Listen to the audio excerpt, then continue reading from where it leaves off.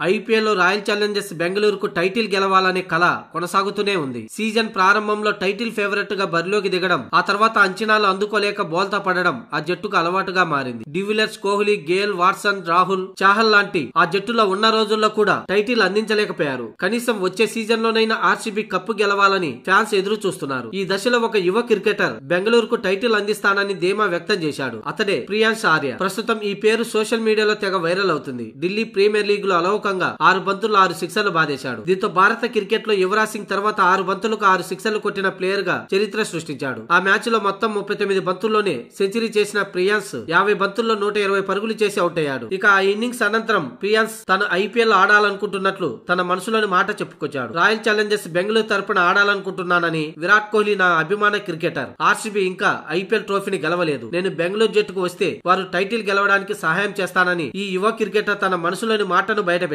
కాగా prions Arya IPL auction లోకి వస్తే అతన్ని చాలా జట్లు కొనడానికి సిద్ధంగా ఉన్నట్లు సమాచారం.